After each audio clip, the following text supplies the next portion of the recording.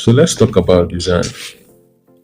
Last time I shared three questions that predict the growth of a business. And they weren't just abstract ideas, they came from my own mistakes. They were also things that you can find in economics and in sales as a science. But today, I just want to tell you the truth behind those questions because, yes, they came from inspiration too, they also came from reality, economics, and sales. For a long time, I thought that my revenue issues were just marketing problems. I thought that I needed more activity, we needed more prospects, we needed more effort, more push. But economics teaches us something different. There's something called the theory of constraints. And in that theory, your output is only as strong as your weakest link. Your output is only as strong as your weakest link. And for many of us, the weakest link is not effort, it's clarity. Clarity. Because the moment you ask, who is my real economic engine, you confront a clarity exercise. It forces you to tell yourself the truth that maybe you have been selling to people who cannot reduce your cost of doing business. It means that those deals were never going to close at all. When you ask, what is my conversion mechanism, you run straight into the theory about the funnel.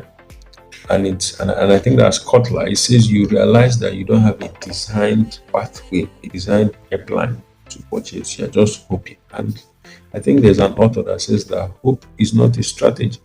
And then when you ask about the retention reading, you face the Harvard Business Review research that states that if 5% increase in your customer retention can lead to a 25 to 95% increase in your profit. I'll repeat it again. A 5% increase in retention, customer retention can lead to a 25 to 95% increase in profit. And then you realize the expensive nature of inconsistency or the absence of clarity.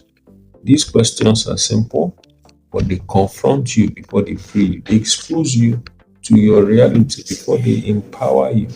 Aaron Ross, one of the authors that I like so much, calls it predictable revenue. This design function that we're talking about is what he calls predictable revenue. You can also call it systems thinking. For me, I call it the moment you stop lying to yourself about why your business is not going to the next level. And personally, I've been there. I've lived these experiences. I've had it as reality. In fact, there were months that I was embarrassed by our revenue. As in a negative way, yes, embarrassed by our numbers, where our efforts did not match the output.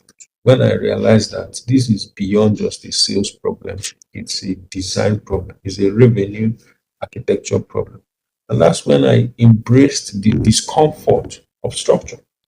And that's when things began to shift. So my real message is that revenue design is not just strategy, is courage to become structured, courage to become clear in your thinking, is and it's courage to act on that architecture.